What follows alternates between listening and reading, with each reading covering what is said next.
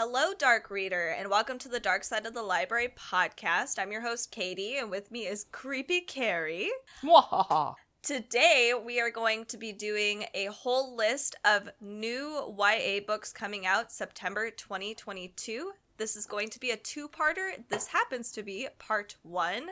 Before we move on, though, I'd like to mention and invite you to come visit our show notes, which is listed at darksideofthelibrary.com. If you are interested in any of these books that we are talking about today, you will find an entire list of them over there. It's very nice to have a whole catalog, I promise you, because there's so many books coming out in September.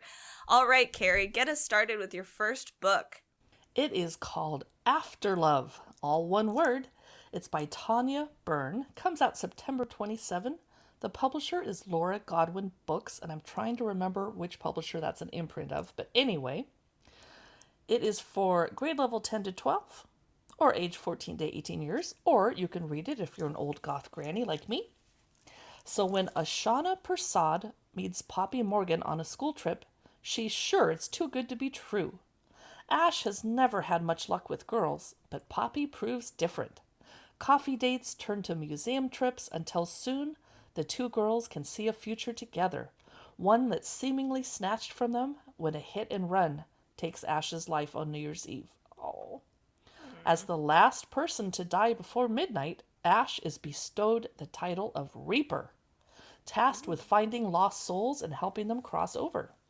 Only those close to death can perceive a Reaper, so when Ash runs into Poppy one lonely night, and Poppy recognizes her, they can't be sure if it's the second chance they've so desperately wished for, or a tragedy lying in wait. It's called Afterlove. Oh. And on the front of the book, there's two beautiful girls kissing. Love it. And the title is Afterlife, Love Continues. It's Cute. Probably cheesy, but I like it. Yeah. My first book for today is called Boneweaver. It's by Aden, Polydoros, and it comes out September 20th. The cover looks like it's textured because it just looks like the Boneweaver text is popping out, and then it has these really cool spirals that look like it's actually indented in the book. I hope it actually is textured because it looks like it. All right, so let's see what this book is actually about. The Kosa Empire roils in tension, on the verge of being torn apart by a proletarian revolution between magic-endowed elites and the superstitious lower class.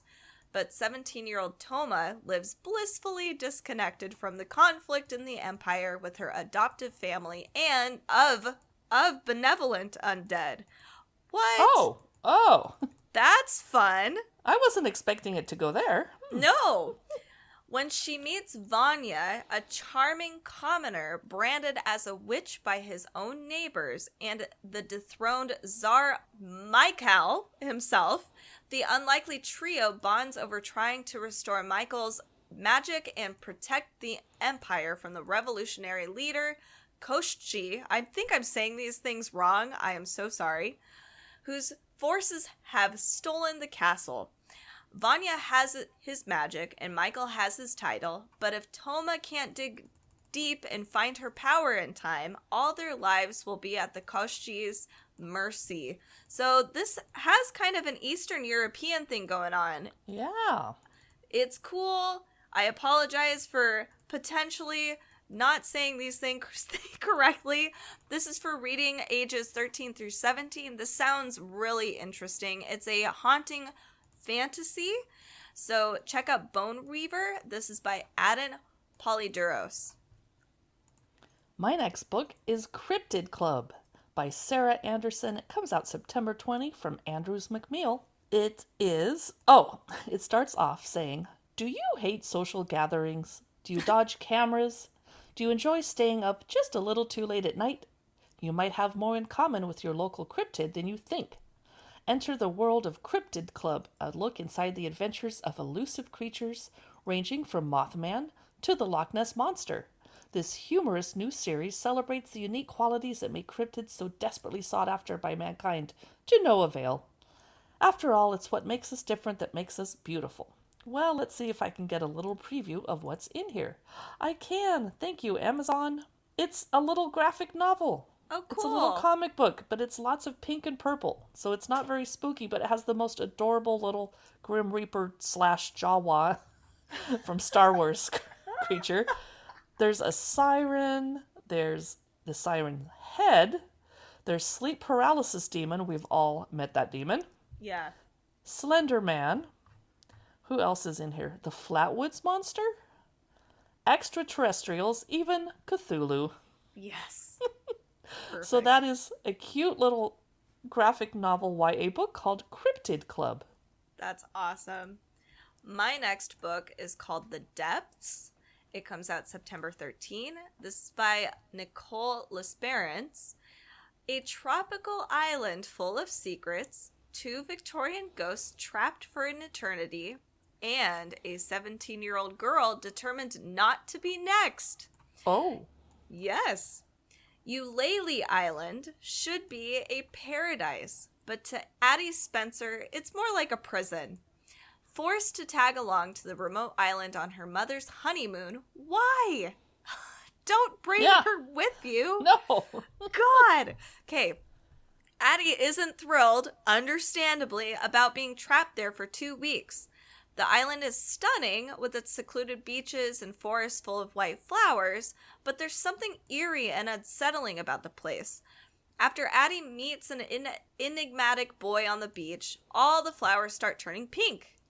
The island loves you, he tells her. Oh. But she can't stop sleepwalking at night. The birds keep calling her name, and there's a strange little girl in the woods who wants to play hide and seek. Uh-oh. When Addie learns about 2 sisters who died on the island centuries ago, she wonders if there's more to this place, things only she can see. Beneath its gorgeous surface, Eulalie Island is hiding dark, tangled secrets. And if Addie doesn't unravel them soon, the island might never let her go. Interesting. The cover of the book does have those pink flowers that they are talking about. There's spiders and centipedes kind of hidden among the flora. It's really creepy. It's called The Depths. This is by Nicole Lesperance. I like that. I might pick that up. Yeah. My next book is called Direwood. It's by Catherine Yu from Page Street Kids. It's a velvet-clad 1990s gothic horror where Aja encounters a charming vampire who wants to lure her into the woods, just like her missing sister. No one ever pays attention to 16-year-old Aja until her perfect older sister Fiona goes missing. In the days leading up to Fiona's disappearance, Aja notices some extraordinary things. A strange fog rolling through their idyllic suburban town, as it does. A brief moment when the sky seems to rain blood. I hate when that happens. And a host of parasitic caterpillars burrowing their way through the trees. Ugh. Aja's father and the neighbors and her ex-friend Mary are all playing down the strange string of occurrences, claiming, there must be some natural explanation. For the sky raining blood? Yeah, no. You losers, come on. It seems everyone's willing to keep living in denial until other teens start to go missing too. Aja is horrified when she meets Patrick, the vampire responsible for all the strange occurrences. His hypnotic voice lures her to the window and tells her everything she's longed to hear. She's beautiful and special, and he wants nothing more than for Aja to come with him. Ah! Oh, no. She knows she shouldn't trust him, but she's barely able to resist his enthrallment. And following him into the woods may be the only way to find Fiona. So she agrees on one condition. He must let her leave alive if she's not wooed after 1 week. Because vampires always keep their promises, duh. Though Aja plans to kill him before the week is out, Patrick has his own secrets as well. So I'm not going to read the next paragraph because it's too many spoilers and you already kind of know what the book is about. It's meant for grade level 10 to 12 or reading age 14 to 17 years. And the cover has a beautiful red and white butterfly moth that's now a girl. It's transforming. I don't know. That's Direwood by Catherine Yu. If you like vampire stories, grab it. I like that her name is this beautiful, Aja, and then his name is Patrick, the vampire? It's actually Padraic, but I wasn't sure how to pronounce it, so I cheated. Oh, okay. I was like, this Patrick the Vampire. Uh, anyway, so my next book is Each Night Was Illuminated. It comes out September 20th. It's by Jodi Lynn Anderson. The day the train fell in the lake, Cassie stopped believing in much of anything, despite growing up in a devout Catholic family. Then she set her mind to forgetting the strange boy named Elias who is with her when it happened. When Elias comes back to town after many years away, Cassie finds herself talked into sneaking out at night to follow him ghost hunting, though she knows better than to believe they will find any spirits. Still, the more time she spends with Elias, with his questions, his rebelliousness, his imagination that is so much bigger than the box she has made for herself, the more Cassie thinks that even in a world that seems broken beyond repair, there just may be something worth believing in. Oh, that's kind of cute. I like that this book starts off with the day the train fell in the lake. Yeah. Like, just casually mentions, like, oh yeah, remember that time? The train just fell in a lake. And hundreds of people had died, but whatever. Yeah, who cares? It's fine. So this is clearly a more hopeful story, but there's secrets, there's truth and love, but there's also, apparently, this is about a story of saints and floods. Very interesting. So this is called Each Night Was Illuminated by Jodi Lynn Anderson. Is that 2 books in a row where beautiful young ladies meet really bad boys that they should not spend time with? Yeah, I'm wondering if this is going to be a theme for September. All right, ladies, listen up. Let's be really cautious when we go out with strange men that are not good for us. I'm just saying. Yeah. Listen to the Elder Goth. Okay. My next book is called Eternally Yours. It's by Patrice Caldwell. Comes out September 20. The publisher is Viking Books for Young Readers, and they're very selective with what they publish. So I'm curious to check out this irresistible paranormal romance anthology filled with tales of the mortal and the monstrous. 15 of today's best-selling writers explore love in its many forms, and don't get grossed out by the fact that the cover is hot pink. It's actually a headless skeleton with roses and flowers entwined in it. Eternally yours. So the contributors are a bunch of writers I have not heard of. I've heard of Melissa de la Cruz. Kat Cho I've heard of. Kendara Blake, Kaylin Byrne, etc. I've heard of Kendara Blake. Have you? Okay, great. Mm-hmm. Sarah Gailey, Chloe Gong, Alexis Henderson. So it is a short story anthology. I really like those for reading, like catching a little bit in the morning, a little bit in the evening, bringing with you in the car. It's Eternally Yours by Patrice Caldwell. Speaking of Chloe Gong, who is the best-selling author of These Violent Delights and Our Violent Ends, she's coming out with a new book called Foul Lady Fortune, and it comes out September 27th. It's 1931 in Shanghai, and the stage is set for a new decade of intrigue. 4 years ago, Rosalind Lang was brought back from the brink of death, but the strange experiment that saved her also stopped her from sleeping and aging. Ooh. And allows her to heal from any wound. In short, she just can't die. Now, desperate for redemption for her traitorous past, she uses her abilities as an assassin for her country. I want to be an assassin for my country? Yeah. It's never too late, Carrie. Codename, Fortune. What would your codename be, you think? Probably Clumsy. Oh, Carrie. Okay, but when the Japanese Imperial Army begins its invasion March, Rosalind's mission pivots. A series of murders is causing unrest in Shanghai, and the Japanese are under suspicion. Rosalind's new orders are to infiltrate foreign society and identify the culprits behind the terror plot before more of her people are killed. To reduce suspicion, however, she must pose as the wife of another nationalist spy, Orion Hong, And though Rosalind finds Orion's cavalier attitude and playboy demeanor infuriating, she is willing to work with him for the greater good. But Orion has an agenda of his own, and Rosalind has secrets that she wants to keep buried. As they both attempt to unravel the conspiracy, the two spies soon find that there are deeper and more horrifying layers to this mystery than they ever imagined.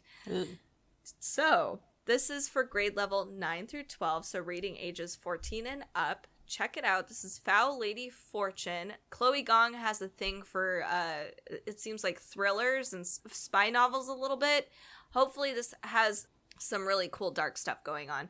So this comes out September 27th. My next book is called Funeral Girl. It's by Emma K. Ohland. Comes out September 6th from a publisher I've never heard of called Carol Rhoda Lab. So 16-year-old Georgia Richter feels conflicted about the funeral home that her parents run, especially because she has the ability to summon ghosts. With one touch of any body that passes through Richter Funeral Home, she can awaken the spirit of the departed. With one more touch, she makes the spirit disappear, to a fate that remains mysterious to Georgia. To cope with her deep anxiety about death, she does her best to fulfill the final wishes of the deceased, whose ghost she briefly revives.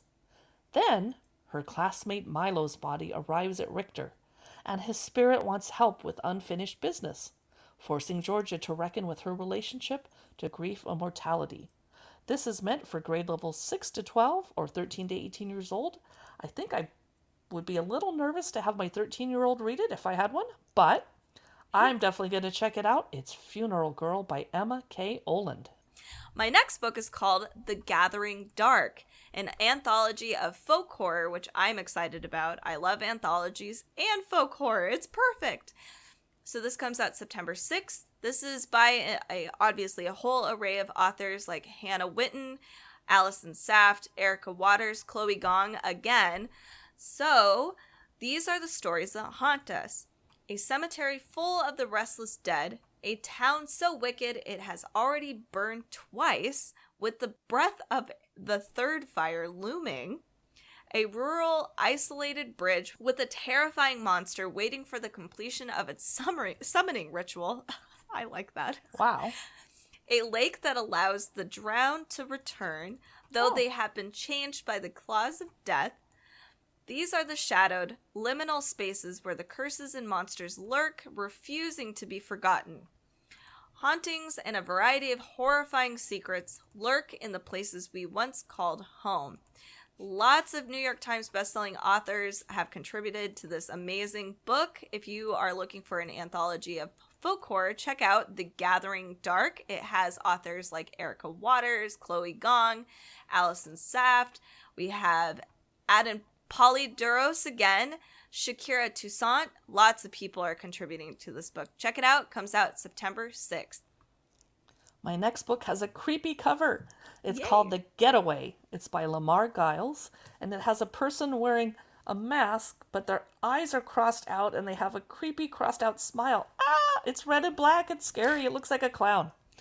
The Getaway comes out September 20, and it's from Scholastic Press, meant for grade level 7 to 9 or 12 years and up. So Jay is living his best life at Karloff Country, an obvious nod to Boris Karloff. It's one of the world's most famous resorts. He's got his family, his crew, and an incredible after-school job at the property's main theme park. Life isn't so great for the rest of the world, but when people come here to vacation, it's to get away from all that. As things outside get worse, trouble starts seeping into Karloff. First, Jay's friend Connie and her family disappear in the middle of the night, and no one will talk about it. Then, the richest and most powerful families start arriving, only they aren't leaving. Unknown to the employees, the resort has been selling shares in an end-of-the-world oasis. The best of the best at the end of days, and in order to deliver the top-notch customer service that the wealthy clientele paid for, the employees will be at their total beck and call whether they like it or not. Yet, Karloff Country didn't count on Jay and his crew and just how far they'll go to find out the truth and save themselves.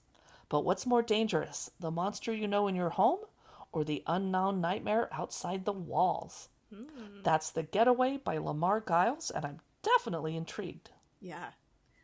My next book is The Girl in the Castle. Comes out September 19th. It is by James Patterson and Emily Raymond. So the subtext says, "My name is Hannah Dory, and I need you to believe me." Oh. Now, Hannah Doe is brought to Belmond Psych, kicking and screaming, told she is suffering from hallucinations and delusions. 1347. Hannah Dory and her village are starving to death in a brutal winter. Hannah seeks out food and salvation in the Baron's castle. If she is caught stealing, she will surely hang. Now. So I'm seeing a lot of time jumping, so me, lots of time.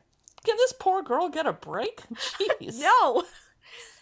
Hannah knows the truth. She is Hannah Doe and Hannah Dory, and she must return to the past before it's too late to save her sister. Can Jordan, the abnormal psych student who seems to truly care, be the one to finally help her? Jordan isn't sure what to believe, and Hannah has even bigger problems. If she doesn't make it back, her sister will die. But if she keeps going back, she might never escape. So some time traveling. Interesting. So this is called The Girl in the Castle. Comes out September 19th. This is by James Patterson. I enjoy James Patterson books. I know people talk crap about it because he comes out with so many, but he works with partners and he makes really good plots. Yeah, exactly. My final book today is How to Succeed in Witchcraft by Aislynn Brophy. Comes out September 27 from G.P. Putnam Sons, Books for Young Readers. This is about a talented witch that competes for a prestigious scholarship at her cutthroat high school in a contemporary YA fantasy. Shay Johnson has all the makings of a successful witch. She's a junior at T.K. Anderson Magical Magnet School, and she's determined to win the Brockton Scholarship, her ticket into the university of her dreams. Her competition? Anna freaking Alvarez. The key to victory? Impressing Mr. B, drama teacher and head of the scholarship committee. When Mr. B asks Shay to star in this year's aggressively inclusive musical, what is an aggressively inclusive musical? I don't know. She warily agrees, even though she'll have to put up with Anna freaking Alvarez playing the other lead. But in rehearsals, Shay realizes Anna is not the despicable witch she'd thought.